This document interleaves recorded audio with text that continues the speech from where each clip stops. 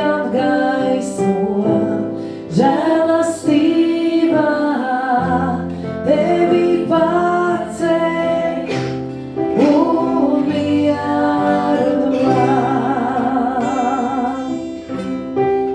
Tas kungs lai svētī un sargā savu vaigu pār tevi, lai apgaiso žēlastībā, tevi paceļ un mieru dod.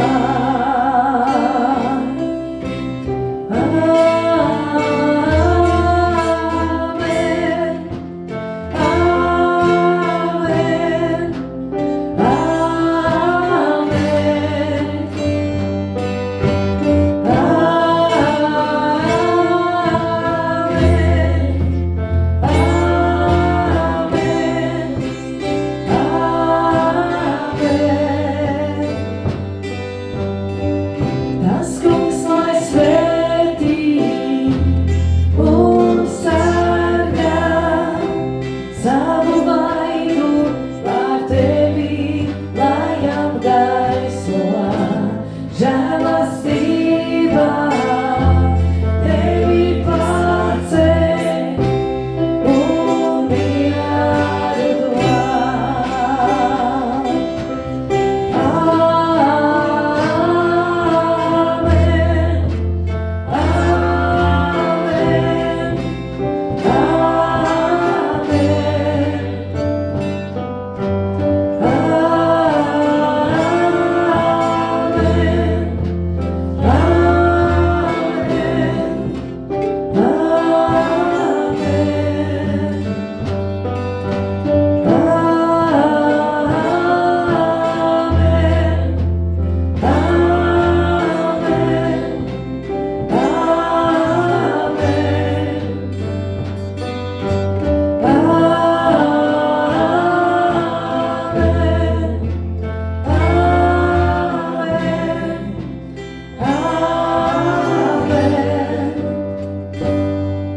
Lai tā kunga žēlastībā ir par 1000 paudzēm un tavu namu, taviem bērniem, viņu bērniem un to bērniem. Lai tā kunga žēlastībā ir par 1000 paudzēm un tavu namu, taviem bērniem, viņu bērniem un to bērniem. Viņa tuvums ir ar tevi un pie tevis, un ap tevi, viņš par tevi, vada tevi, viņš ir tevi, viņš ar tevi, apradītā, gulēt ejot, kad tu nācos, kad tu aizej, tavās vēdās, tavos priekos, viņš ar tevi, viņš par tevi, apradītā, gulēt ejot, kad tu nācos, kad tu aizej, viņš ar tevi, viņš par tevi, viņš ar tevi, viņš ar tevi, viņš ar tevi, viņš ar tevi.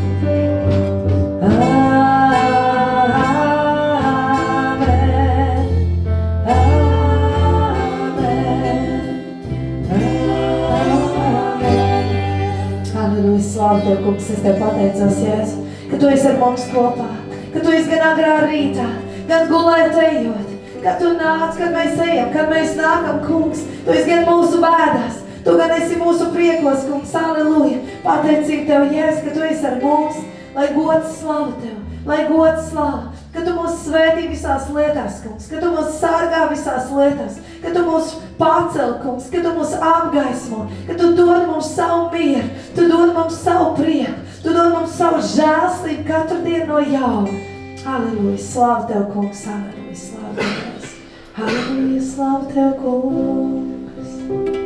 halleluja, slāvu Tev, kungs,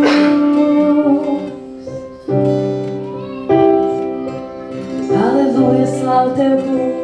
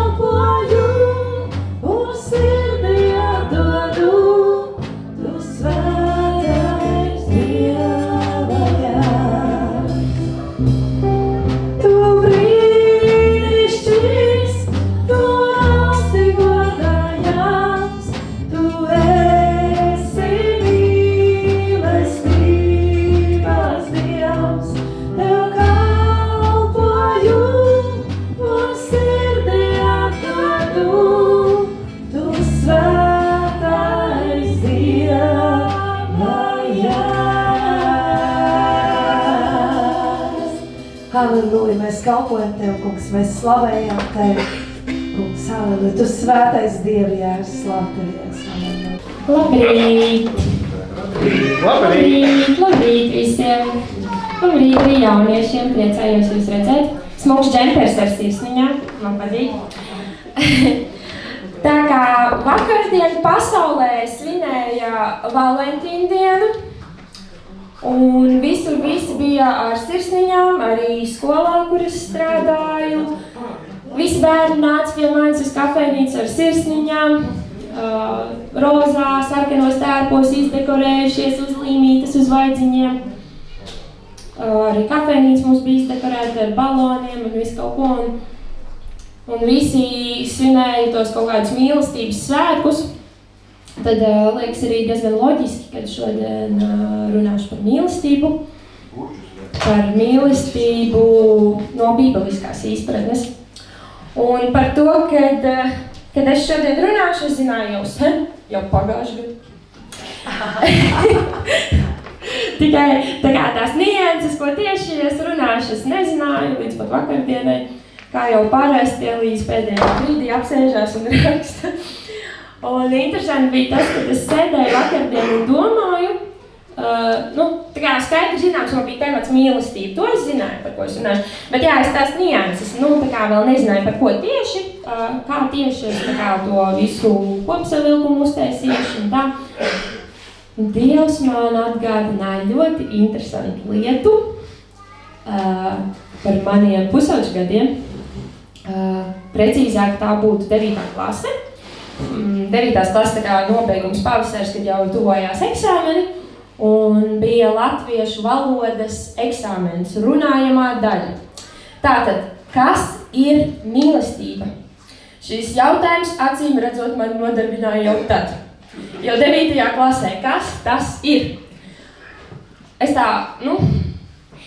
jau toreiz domāju, kā tā var būt, kad cilvēki saka, es mīlu, un es tā kā par romantisku mīlestību toreiz domāju, jau 15 gadu vecumā ļoti loģiski, bet labi.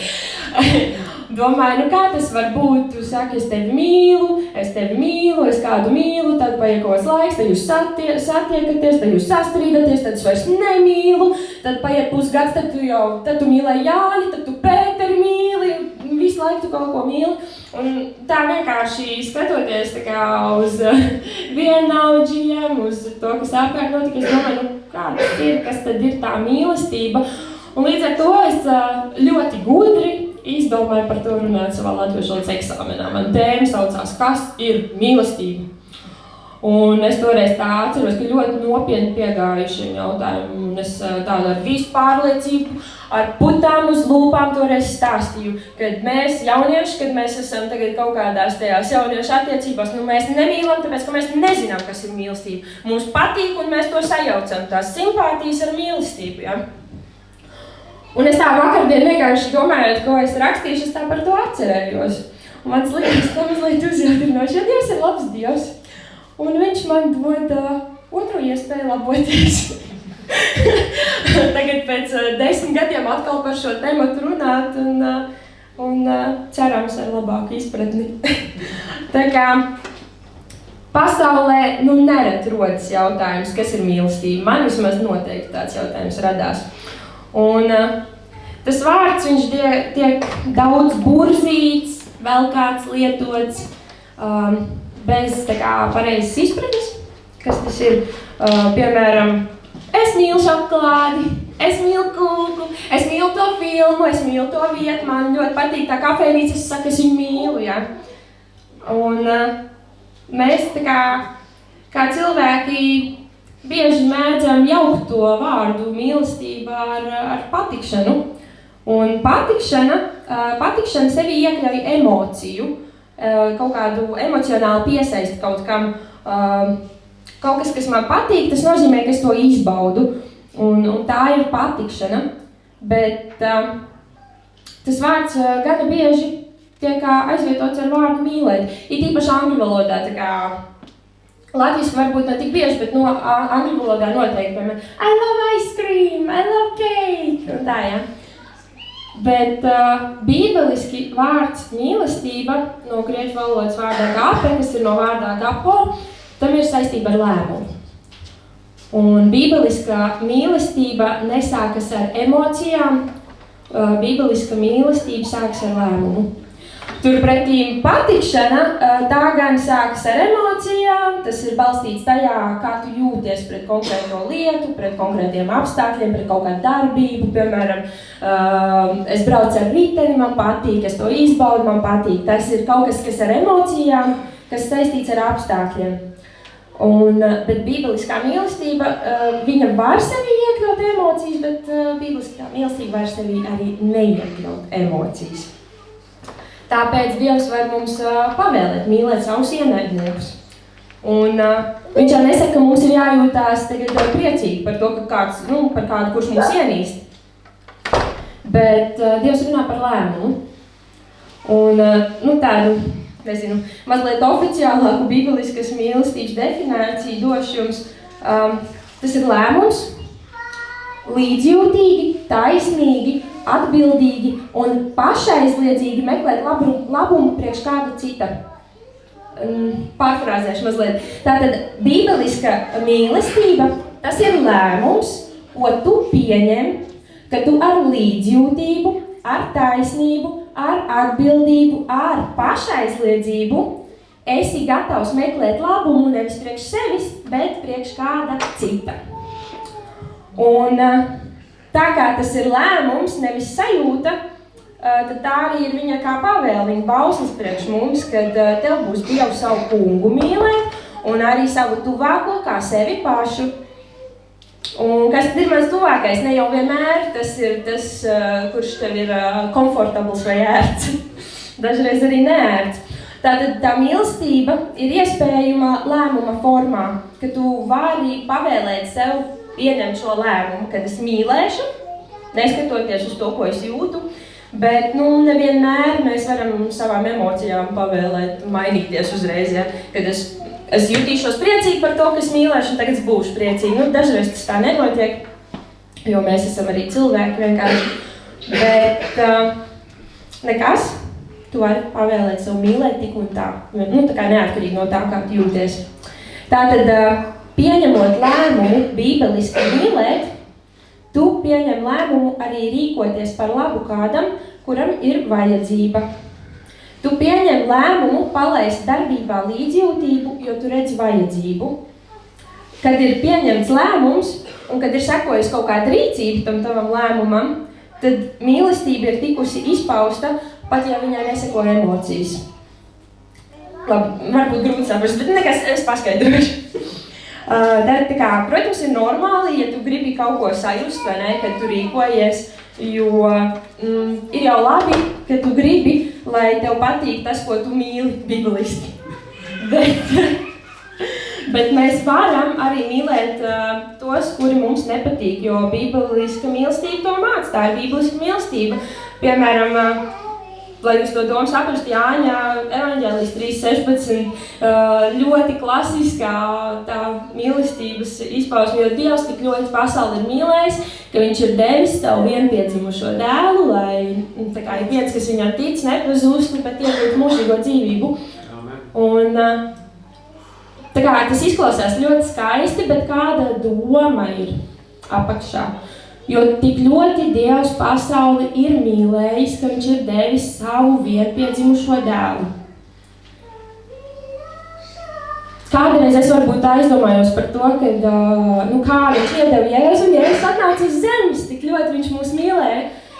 Bet patiesībā tā bija rīcība no Dieva puses, kas kaut ko prasīja no viņa, kas kaut ko smagu prasīja, jo Dievs noteikti tajā mirklī nelēkāja priekā aiz savām patīkamajām emocijām. Viņam noteikti nepatika tas brīdis, kad viņa dēls karājās pie krusta, kad viņa mocīja, kad viņa sīpa.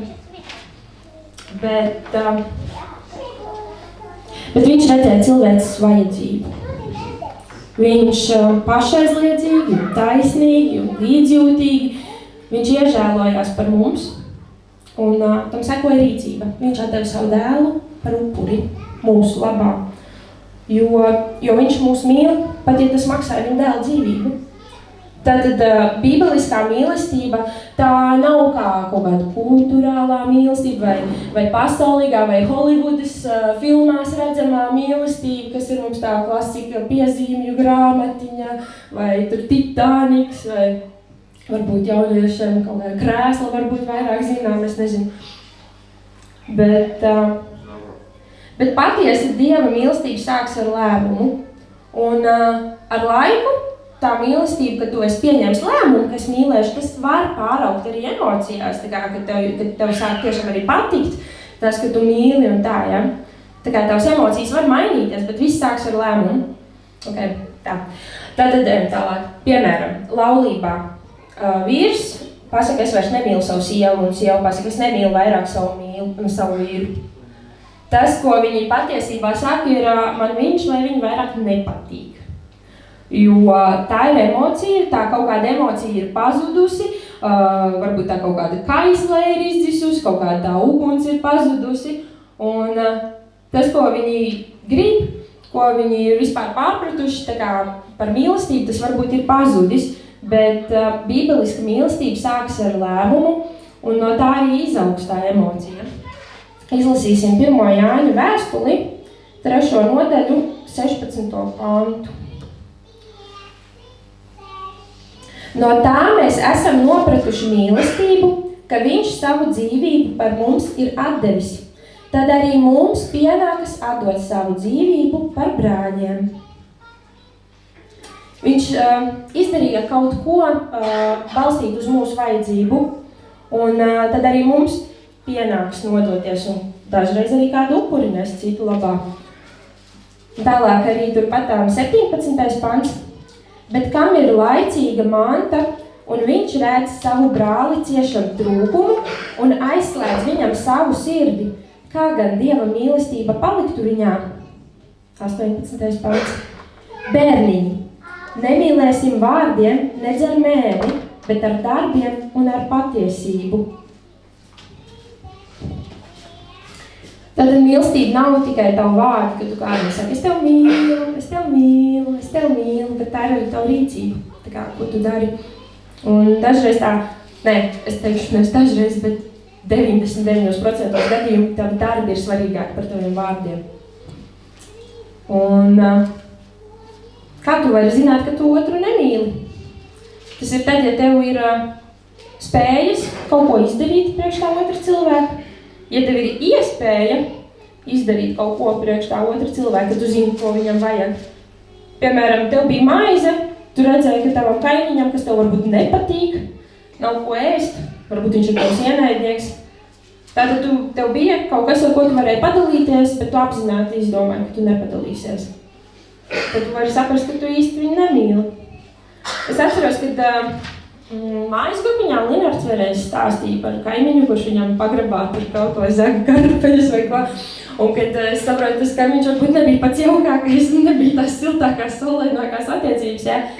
Bet, kad Linards, zinot to situāciju, vienkārši piedeva un svētīja viņu ar ēdienu. Zinot rakstus, es pabaroju. Viņš pabaroja savu ienaidnieku. Tā ir mīlestība. Tā ir mīlestība, kur izpaužās darbības formā. Tas cilvēks var būt tavs ienaidnieks, viņš var būt no tevis zog, varbūt tu viņam ļoti nepatīc, varbūt arī tu nejūti pēc savām emocijām, ka tev viņš patiktu, bet tu viņam parādi mīlestību caur mīlestības darbiem. Tā kā Dievs tev ir līdzs. Bet ja tu redzi vajadzību, kuru tev ir iespējams piepildīt, un tad tu aizgriez savu vaigu no tā, tu nemīli, kā Dievs tev to ir līdzs. Tajā pašā Jāņa 3.16, kur ir rakstīts, kad viņš savu dzīvību par mums ir atdevis, tad arī mums pienāks atdot savu dzīvību. Tas jau nenozīmē vienmēr, ka mums ir burtiski jāmirst kādu, labā, tā kā burtiski fiziski, ja? Bet citreiz mums ir savus ego jāaizliedz un jāiedod kaut kas un jādarbojas mīlestības darbos. Un, ja tu to nedari, tad tu aizslēdz brālim savu sirdi, kā 17. pantā ir teikts. Un tu pieņem lēmumu, neparādīt mīlestību. Tāpat kā tu vari pieņemt lēmumu mīlēt, tāpat tu pieņem lēmumu nemīlēt. Un ir teikts, kā gan Dieva mīlestība paliktu viņā. Tad tu nedarbojies Dieva mīlestībā, jo emocija patika vai nepatika ir aizšķērsojis tev ceļu. Bet tāda kā atslēga, kas tev jāsaprot, ir tas, ka tu tiki izglābts, lai tu būtu kā akvedukts, nevis kā dambis. Jūs zināt, kas ir akvedukts? Tas ir tāda konstrukcija, ko senie romieši būvēja, lai pārvadītu ūdeni, lai ūdens plūstu no vienas vietas uz otru.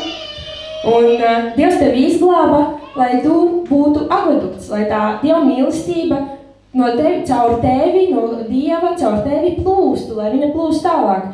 Viņš tev nebija domājis, ka tu tagad būsi dambis un visu paturēsi sevi un neko nelaidīs tālāk.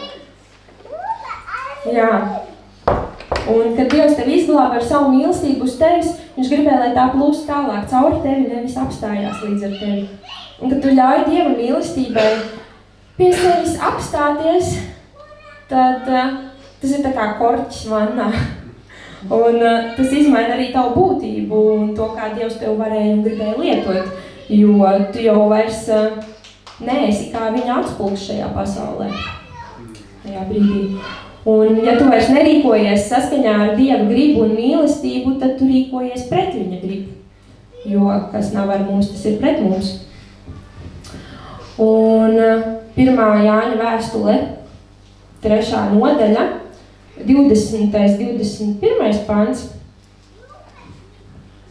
Ka ja mūsu sirds mūs pazudina, Dievs ir lielāks nekā mūsu sirds un zina visas lietas. Brāļi, mīļie, kad mūsu sirds nepazudina mūs, tad mums ir paļāvība uz Dievu. Ko tas nozīmē? Dievs saka, ka tu mīli, kā es lieku mīlēt. Tavs lēmums līdzjūtīgi, atbildīgi, taisnīgi, pašaizliedzīgi piepildīt kāda cita vajadzības, tad tās visas vainas, apziņas, nosodījums, ko tu jūti par kaut kādām lietām, ko tu esi izdarījis vai ko tu neesi izdarījis, vai kaut kādu nožēlu, vai varbūt ir kaut kādas lietas pagātnē, kur tu gribētu atgriezties atpakaļ laikā, kur tu gribētu kaut ko izlabot, varbūt kādi cilvēki, kuriem nodarīja pāri, varbūt tu kādu sāpināji, vai visi kaut kādi grēki, kurus tu atceries, viss, kas tev ir smacējis. Dievs tev saka, kas tajā brīdī notiek, tā kā tava sirds, ka tu atceries, tava sirds tev pazudina, vai ne? Bet Dievs saka, ka tava sirds tevi pazudina, Dievs ir lielāks. Dievs ir lielāks nekā mūsu sirds, un viņš zina visas lietas.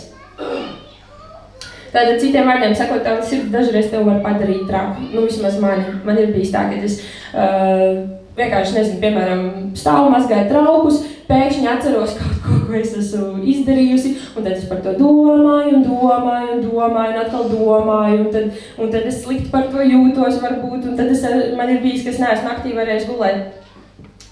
Bet Dievs reāli stāv pār tam visam. Dievs stāv pār tam visam.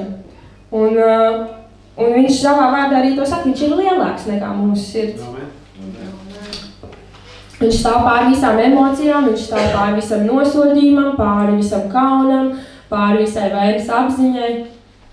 Viņš ir lielāks par tavu sirdi un par tavām emocijām. Un, jā, mums Dievs ir tik daudz piederis. Tik daudz piederis. Visu to, ko mēs esam izdarījuši kādreiz, ko mēs esam sastrādājuši kādreiz. Tā ir mīlestība, ka viņš to mums visu ir piedevis. Viņš savā mīlestībā to visu ir reāli mums piedevis. Un tā ir tā bibliskā mīlestības izpratne. Tās nav kaut kādas sirsniņas uzlīmītas, ko mēs uzlīmējam uz vaiga. Tas nav tas, kad mēs kādam pasakam, es tev mīlu. Bet tas ir tas, ko mēs darām ar saviem darbiem, jo viņš mums ir tik daudz piedevis, mums arī pienākās reāli mīlēt. Un mums pienākās mīlēt arī ar darbiem, nevis ar vārdiem. Mums pienākās arī dažreiz mērtiem cilvēkiem palīdzēt un mīlēt viņus, pat ja mēs nejūtamies tā, ka mums viņi patiktu, pat ja mēs nejūtamies tā, ka mēs viņus mīlētu, mums reāli piederās viņiem palīdzēt, mums piederās, ka mēs redzam vajadzību, mums pienākums ir to piepildīt. Ja mums ir tāda iespēja, ja mēs varam, tad mums pienākās to darīt. Un Dievs saka, es ar savu mīlestību stāvu visam pāri. Ja tu spēj mīlēt savu ienaidnieku, cik ļoti vairāk Dievs spēj tevi mīlēt un piedot un palīdzēt. Un Dieva mīlestība neparādās tikai tajā, ka tu sestdienā vai svētdienā atnāc uz draudzi, ka tu mīli savus brāļus, savus māsas Kristu, un te ir viss forši, un mēs cits par citu lūdzam, mēs viens otru mīlam.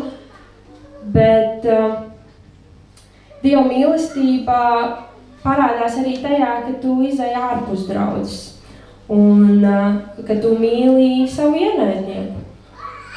Es zinu, kad ir teikts, kad mīlēt savu tuvāko kā sevi pašu, bet kas ir tavs tuvākais? Dažreiz gadās būt arī ienaidā ar savu tuvāko. Piemēram, Ābels un Kains, brāļi. Kains ienīda Ābeli. Man ir bijis tā, kad man ir kāds tuvinieks, nav viegli, nav tas ceļš, lai es viņu sauku par tuvinieku, man nav bijis viegls. Tātad man ir kāds tuvinieks, kurš skaitās mans tuvinieks, jo viņš ir mana radinieka radinieks. Tātad tuvinieks. Un šis tuvinieks man savā laikā ir ļoti daudz darījis pāri, emocionāli, fiziski, ļoti daudz darījis pāri manai ģimenei, mēdz vēl joprojām darīt pāri manai ģimenei. Varbūt vairs nemānījos, es jau izaugus, es esmu pieaudzis cilvēks, es varbūt vairs neesmu tas bērns, ko varēja varbūt vieglāk ievainot vai kā. Es varbūt it kā no tās situācijas esmu attālinājusies, bet tas nemaina faktu, ka kaut kāda sāpe ir palikusi, es viņam esmu piedevusi varbūt visu, jo es esmu pieņēmusi lēmumu piedot. Bet man nebija tā viegli pieņemt to lēmumu, kad mīlēt, jo Dieva vārds skaidri runā par to, ka mums ir jāmīl. Mums ir jāmīl. Un es saprotu, ka man arī ir jāmīl savi ienaidnieki. Un pienāca tāda reize, kad es zinu, kad šim cilvēkam ir grūti. Es zinu, kad visi ģimenē ir saslimuši un kad vajadzētu kaut kā palīdzēt. Kad vajadzētu kaut kā pabarot. Uz doto brīdī man ir ko iedot. Man ir ēdiens, padaudz, un es varu padalīties. Kā jūs domājat, man gribējās iet tam cilvēkam klāt un dot to ēdienu? Es to cilvēku godīgi teikšu. Ja es redzu ielas otrā pusē, man gribās aiziet kaut kur tālāk. Mēs nesveicinamies, mēs nerunājamies. Vai tāpēc es viņu nevaru mīlēt? Es varu. Vai es gribu viņu mīlēt? Es negribu. Vai es to daru, tāpēc, ka tas ir mans lēmums, tāpēc, ka es viņu mīlu, tāpēc, ka Dievs ir teicis, ka es viņu mīlu.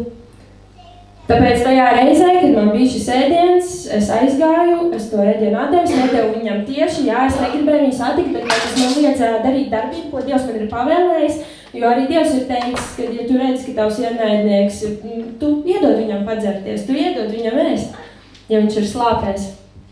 Un arī man ir kāda mīļa, tuva sieviete, tuviniece, kura iespējams arī skatās, es zinu noteikti, viņa skatīsies šo ierakstu, ar kuru man kādreiz nebija labas attiecības, tagad ir, paldies Dievam, jo mēs esam abas nākuši pie Dieva un Dievs visu izmaina un dara jaunu, bet kādreiz mums nebija labas attiecības.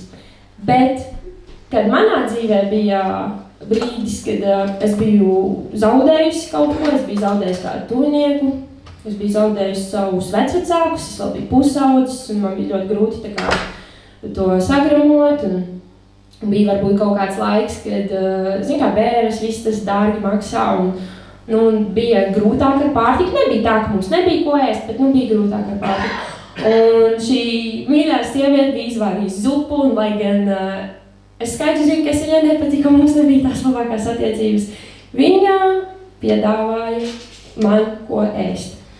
Tas, vai es pieņēmu vai nepieņēmu to, tas jau ir cits, pilnīgi cita lieta. Bet vienkārši tas, ka mūsu tā mīlestība, ko mēs parādām saviem tuvākiem, viņa nav atkarīga no tā, kā mēs jūtamies, kas mums patīk vai kas mums nepatīk. Mīlestība ir lēmums. Kad mēs pieņemam lēmumu, ka pat ja šis cilvēks mums nav vērts, pat ja šis cilvēks mums nepatīk, vai mēs pret viņu neko nejūtam, vai mēs nejūtamies tā, it kā mēs gribētu viņu mīlēt, vai it kā mēs viņam gribētu palīdzēt, kad mēs neņemam tās savas emocijas vērā, bet mēs balstamies Dieva vārdā, kas ir teikts, kad mēs izvēlamies viņu mīlēt, ka mēs pieņemam lēmumu mīlēt un attiecīgi rīkoties. Un, protams, tas nav tikai par ēdienu, bet kā ēdiens man ir vismaz labs piemērs. Un man patikā, kad es nesen dzirdēju, ka Joyce Meyer, tā viņa laikam savs teica, tādus interesantus vārdus, kā mēs varam mīlēt tos, ar kuriem mēs negribam kopā pavadīt laiku. Varbūt cilvēki, ar kuriem mēs negribam pavadīt kopā laiku, viņu dzīvesveids neatbilst mūsu dzīvesveidam. Varbūt tie cilvēki ir kaut kādās atkarībās, varbūt mums pat nebūtu veselīgi tā kā ar viņiem pavadīt laiku kopā. Varbūt kā ar manu šo tuvinieku, radinieku, kur es labāk redzu ejam nekā nākam. Bet ko mēs varam darīt? Vai tāpēc mēs viņus nevaram mīlēt? Mēs varam viņus mīlēt. Mēs varam par viņiem lūgt. Mēs varam viņiem dot to, kas viņiem ir vajadzīgs. Tikai, nepārprotat, man, protams, ir izņēmumi. Mums nevajag izdabāt grēkam, piemēram, ja mēs zinām, ka kāds ir azartspēļu atkarīgais, mums nevajadzētu viņam dot naudu, saprotat, jā. Nevajag izdabāt grēkam, bet ja mēs redzam, ka cilvēkam ir vajadzīgi, mums vajadzētu viņam dot. Ja mēs to varam, ja mēs zinām, ka mēs varam, ja mums ir iespēja, mums vajadzētu dot. Un vēl ļoti svarīgi, kā mēs varam mīlēt, nerunāt par viņiem sliktu. Nerunāt par viņiem sliktu. Vienalga, cik ļoti tas cilvēks ir tev sāpinājis, varbūt viņš tev vēl joprojām dara pāri, varbūt tā cīņa tavā dzīvē vēl nav uzvarēta. Ir grūti piedot, un es tev varu stāvēt priekšā un skaisti runāt par to, kā tev vajag piedot un mīlēt to cilvēku, kurš tev dara pāri, un varbūt tu skaties un klausies un domā, kā es viņu varu mīlēt, tu nezini, kam es eju cauri, jā, es nezinu. Bet Dievs zina, kam tu ej cauri. Kā jau es teicu, arī man ir cilvēki, kurus ir grūti mīlēt, kurus es varbūt negribu mīlēt, bet man viņi ir jāmīl, es viņus mīlu, jo es pieņemu lēmumu. Bet galvenais, nevajag runāt slikti par viņiem, vajag lūgt par viņiem. Un ja tu redzi, ka viņiem ir vajadzība, tad dod, ko tu vari iedot viņiem. Un tā kā mums šodien laiks tiks, tad es arī beigšu, bet es gribēju beigās palūgt, un es arī aicinu jūs visus, kad jūs kopā ar mani lūgtu, varbūt, ka mēs varam piecelties kājās un aizvērt acis. Un tā kā Dievs ir teicis, kur 2 vai 3, kaut kādas vienas lietas, dēļ nāks kopā vienā prātā, kad viņš būs mūsu vidū, tāpēc mēs šeit esam vairāk kā 2 vai 3, un es ļoti gribētu vienoties lūgšanā, kungs. Paldies, ka tu esi mūsu vidū. Es tev pateicos, ka tu esi klātsošs Dievs. Es tev pateicos, kungs, ka tu esi mums devis šīs emocijas, kungs. Bet es tev pateicos, ka tu mums esi devis arī saprātu, kungs, lai mēs varētu pieņemt lēmumus, tēvs. Es tev pateicos par tavu bausli, kungs, ka mums būs mīlēt citam citu, kungs, un savu tuvāko kā sev pašu, kungs. Es tev pateicos, tēvs, ka tu māci mums mīlēt, tēvs. Es tev pateicos, ka tu māci mums piedot, kungs. Es tev pateicos, ka tu māci mūs izprast, kungs, kas ir tava mīlestība, tēvs. Es tev pateicos, ka tu mūs tik ļoti esi mīlējis, kungs, ka tu esi atdevis savu dēlu par mums, kungs.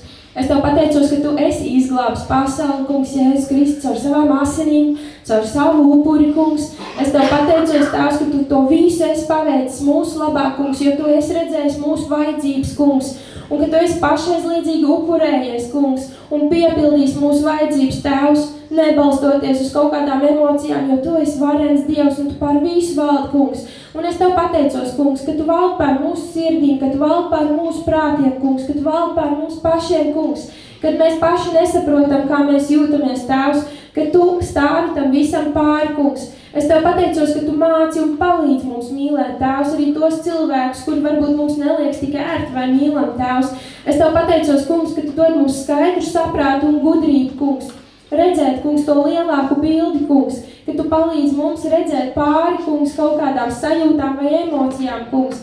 Es tev pateicos, ka tavā vārdā ir rakstīts, ka tu mūs mīli, un ka mēs zinām, tāpēc, ka mēs zinām, kad ir rakstīts, kungs, un ka mēs stāvam tikai uz tavu vārdu, tēvs, un nepaļaujamies, kungs, kā tāds kociņš, ko vējš varētu pūst šurpu, turpu, kungs, kā kaut kāds krūms vai mazs zārs. Nē, paldies tev, tēvs, ka mums ir stingri saknis tevī, kungs, kad mēs stāvam uz šīs klīns, kungs, Jēzu Kristu. Es tev pateicos, kungs, ka mēs varam mīlēt, kungs, un ka mūs mīli tu, kungs, ka mēs citu varam mīlēt, un ka mēs varam parādīt mīlestības darbus, tēvs, ka mēs varam parādīt mīlestības darbus, tēvs.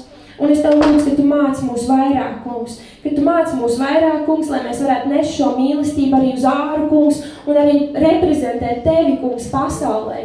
Es tev pateicos, kungs, ka mēs varam būt tādi kā tu, ka mēs varam būt līdzīgi Tev, kungs, ka mēs varam nest Tavu vārdu, kungs, ka mēs varam nest Tavu mīlestību, kungs, ka mēs varam parādīt šo mīlestību un ka cilvēki var atgriezties pie Tevis caur to, kungs.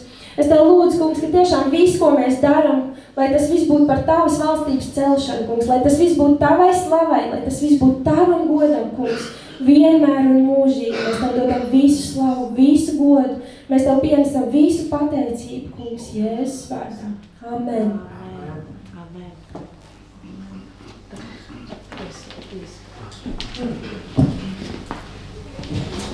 Jā, paldies, Elīze. Tas ir arī ļoti svarīgs vārds mums katram. Un es gribēju īsti pirms Linārda aicinu, gribēju īsti vēl pateikt, ka tas ne tikai attiecībās ar cilvēkiem, tas arī attiecībās ar Dievu. Amen.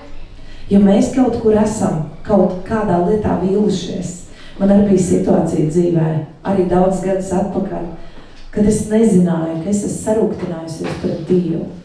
To es esmu jums jau stāstījusi. Ka bija reize, ka es situ dūri galdā. Un no manis izlauzās dusmas. Un tās dusmas bija uz Dievu. Un tajā brīdī bija lēmums, ko es darīšu tālāk. Es turpināšu dusmoties uz Dievu vai lūkšu piedošanu viņam. Un turpināšu viņu mīlēt.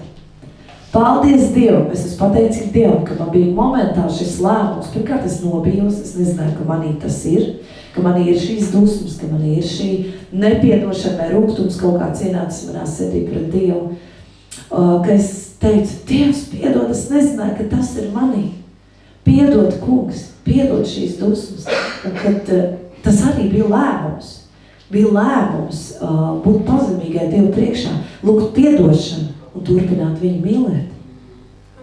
Tas arī ir attiecībā pret Dievu. Ir kaut kādas reizes dzīvē, kad mēs domājam, Dievs, kur tu esi? Kāpēc tu neatbildi? Kāpēc ir tas manā dzīvē? Kāpēc es vēl neesmu saņēmis tu atbildi? Kāpēc tas vēl mainījies? Tu redz, kā es ciešu, ja? Tu redz, kāda ir mana situācija. Dievs, kur tu esi? Kāpēc? Nē. Svarīgi, ka mēs pieņemam šo lēmumu, mēs lasam vārdā. Dievs ir uzticams un taisnīgs. Dievs ir uzticams un taisnīgs. Arī attiecībā pret Dievu mums ir šis lēmums, ka mēs esam gatavi nožēlot kaut kādas lietas, kuras varbūt ir iezagušās mūsu sirdī attiecībā pret Dievu, un turpināt viņu mīlēt, turpināt viņam sekot un pildīt viņa vārdu. Ja? Amen? Jā, tā kā paldies, Elīze, par šo vārdu, un es tagad došu vārdu Linardam. Es esmu ļoti priecīga, Linarda, ka tu esi šeit, un es saku, ka tas ir brīnums, ka tu esi šodien šeit. Un pateicīgi Dievam, bet vairs neko neteikšu, ļaušu tā teikt. Tas ir brīnums, ka es šeit. Ka tas ir varbūt priekš mums brīnums, priekš Dievu tas nav brīnums, tas ir normāli. Dievs jau zina, ko dara. Grūti jau kaut kā izstāstīt, kas ir bijis un kā ir bijis un ko es esmu jūtis. Jo tās emocijas un jūtas un pārdzīvojumi un vēlna uzbrukumi un to grūti izstāstīt. Tas viss nospiestība, panika, haus, nāves smaka. Tieši acīs nāvei skatīt. Grūti kaut ko pateikt, bet Dievs dod katram ticības mēru. Un mums ir jāiemācās paļauties līdz pēdējiem. Jo Dievs pateiks, ka es jūs nekad neatstāšu. Es varbūt tagad stāstot, man būs emocijas, man varbūt tas esmu paraugs, bet es esmu tik daudz pārdzīvojis. Un ticība darbojas tagad, šodien. Tieši tagad un šodien. Rītdienas nav. Vakardien bija. Šodien. Gan pozitīvi, gan arī, teiksim, pretēji. Bet viņi ir tagad un šodien. Mūsu dzīve ir interesanti tāda, kad viņi ir šodien. Rītdienas nav. Mēs savā rosībā, mēs esam visi vienādi, mēs savā būtībā cilvēki esam vienādi. Un es esmu to konkrēti izbaudījis, to, kad es ieguvu slimnīcā pirmo reizi.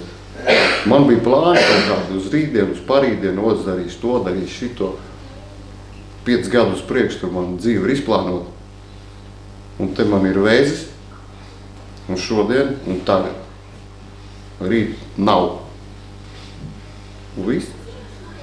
Rītdienas nav. Ir ticība, ir Dievs, ir bailes. Un nāk virsū demoni, kas čukst. Tiešām tu esi izglābījis? Tu esi tik ticīgs? Vai tu esi visu pareizi izdarījis? Vai Dievs tev piedos, vai Dievs tev pieņem? Sākās. Un ar to visu laiku bija jācīnās. Viņš tā kā dzens cīna manu galvā visu laiku. Tas ir, visu laiku bija jāpiemina Jēzus vārdu, visu laiku. Tiklīdz es apstājos, un nesa nost vienkārši jumtu. Pa naktīm negulēs, es saku, to grūti izstāstīt. Galvenais ir tas, ka ir ticība. Kad man atnāca arī vārds Rema. Rema man atnāca, kad viss būs labi. Es savienojos ar Eino, savienojos ar Intu. Rema ritīgi atnāca. Dievs, viņš neatstāja mūs nekādu. Amen. Un atnāca tā, kad pirmām kārtām bija pareizi jālūdz. Konkrēti pareizi bija jālūdz, kad Dievs vadīs ķirurga rokas un operācija būs ideāla. Amen. Tā arī bija. Amen. Un 60% no aknas ir izgrieztas, bet tas viss ir, atjauninājums. Amen. Un man tas vārds arī atnāca, ka tas tā arī būs, kad vienkārši izgriezīs. Nav ne ķīmijas nekas.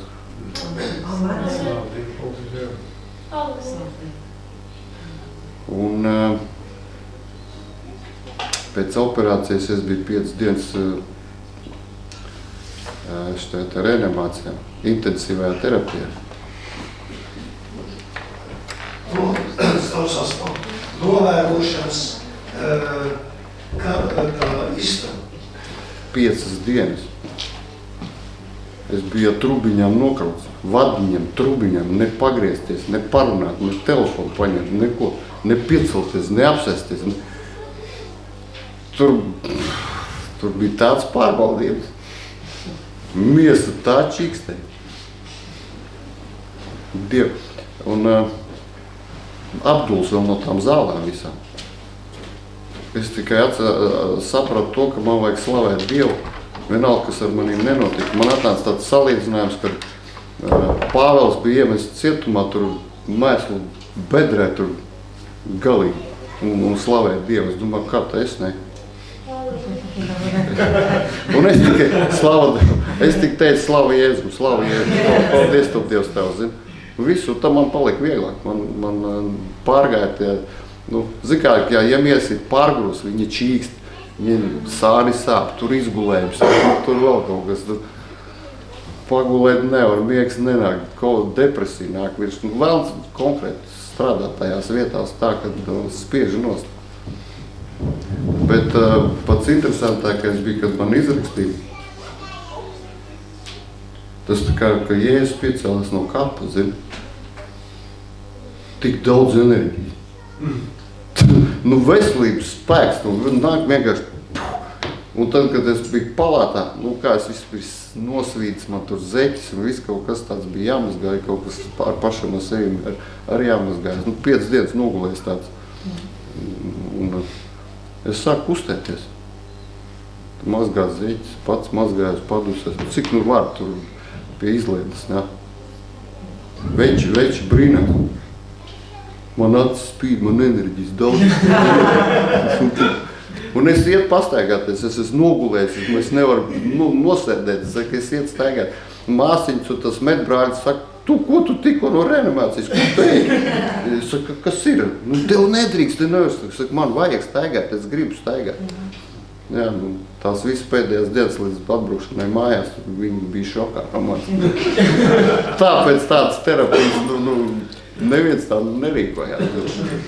Tas bija kaut kas, un tiešām, kad Dievs deva tādu spēku, es pilnīgi nejūtu, ka es būtu kaut kur bijis, nu, ka man kaut kas sāpētu vai kas, vai ne, nu, vēl jau, protams, ir tas, kad zāles nebija kārtīgi atgājušas. Tagad mājās es jūtu, ka, nu, man tad, kad taisīja operāciju, šitien bišķiņ ieplēsa ribu. Man dubultā tagad ekstrīpsija. Ne paklakot, ne, nu, nē. Bet, nu, visā kopumā dziedinoši spēks Dievs, nu, viņš dotas. Ar katru dienu paliek stiprāks. Un vēzis man ir noēdis kaut kāds 12 kilograms.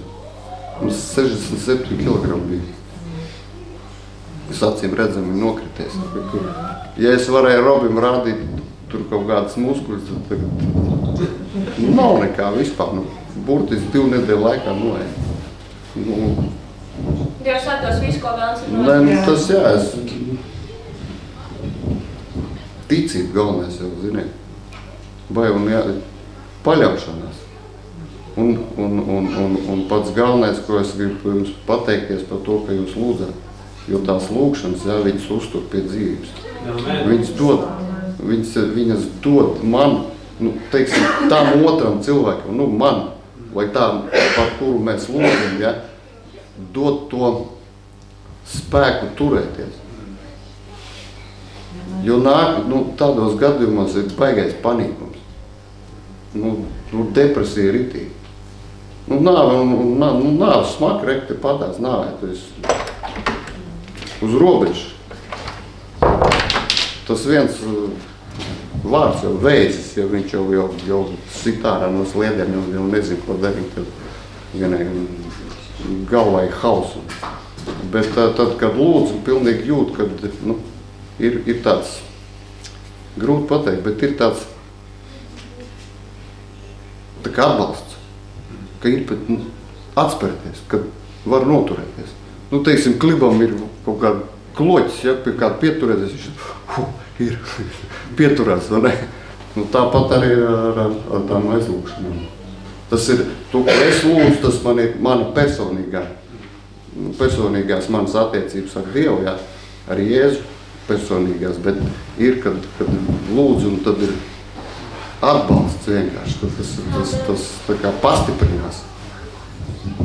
Bet, ko es sapratu, ka vienalga, vai mēs lūdzam, vai kā, Dievs tāpatās ir pēdējais vārds ir aiz Dievu. Tas ir viņa lēmums. Un tā kā, šodien te ir ļoti daudz tādas tēmas par mīlestību, ja, nu, kur ir, es esmu Dievu mīlestības, kā saka, tas ne upurs, bet augurs, ja, kad, nu, Dievs mīl man. Neskatoties uz to, kāds es tur nebūtu, ko es tur nedaru Dievu priekšā. Bet viņš man mīl, viņš man izval, viņš man dod otru iespēju dzīvot. Nu, jau 3. Man 4. novembrī ir 2. dzimšanas diena. Tas jau vienreiz jau piedzīvojuši tur. Milimetrs no artērijas man bija šķembiekšai, uzspridzinājās 12 gadu vecumā.